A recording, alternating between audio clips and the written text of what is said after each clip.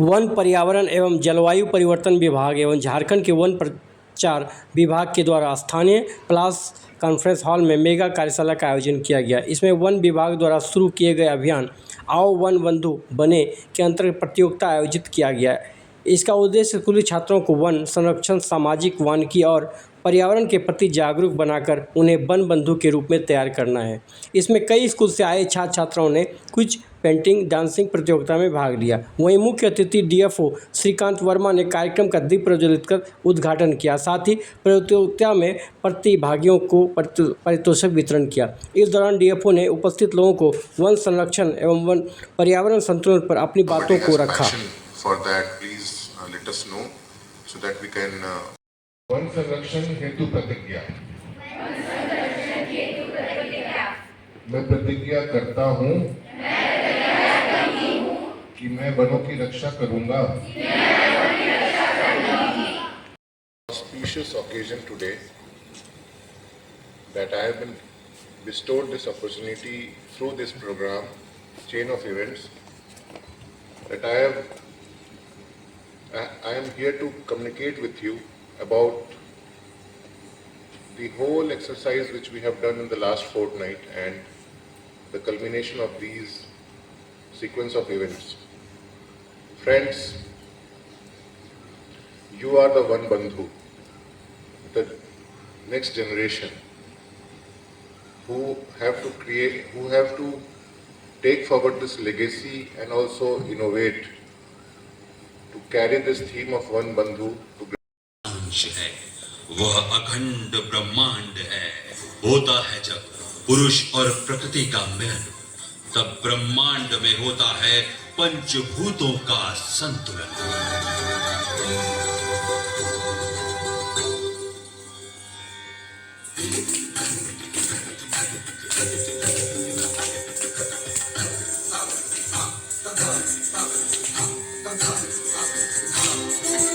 होता है जहाँ आकाश और धारा का संगम, वहीं से होता क्षितिज का शुभारंभ।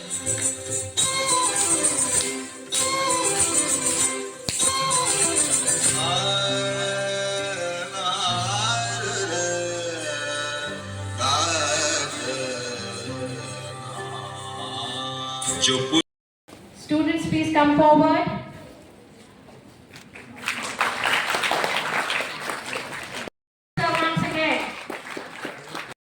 And my topic is, why is climate change a problem?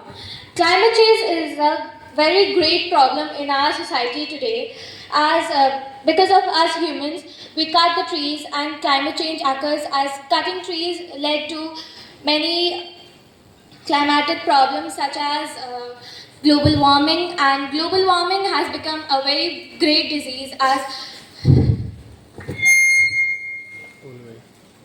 it has become a very great problem for all of us today, as global warming, if you take an example of global warming, it becomes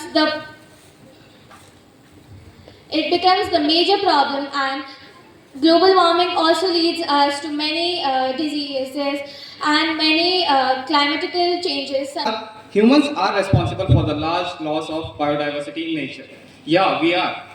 Because the vehicles we use are mostly based on petroleum. एक सबसे पहला सवाल जो मैं पूछना चाहता हूँ वो ये है कि क्या जो पूर्वजों ने हमें हरी भरी धरती दी है, क्या हम इसे आने वाले पीढ़ियों को सौंप पाएंगे, या फिर उन्हें जहरीली जलवायु, कंक्रीट के जंगल और सूखते जल स्रोत ही दे पाएंगे? जरा सोचिए कि कल तक जो पेड़ हमें छांव देते थे, आज वो कटते जा रहे हैं। कल तक जो नदियां गीत गाती थी, आज कचरे के मारे बिलख रही हैं, रो रही हैं। ऐसा क्यों? और कहीं ना कहीं हम इस बात से भली भांति परिचित हैं कि अगर हम पर्यावरण को नुकसान पहुंचाएंगे तो पर्यावरण इसका बदला जरूर लेगा। शायद म्यांमार में आया भूकंप इसी का उदाहरण है, या फिर दिल्ली में बढ़ता जलवायु इसी का उदाहरण है।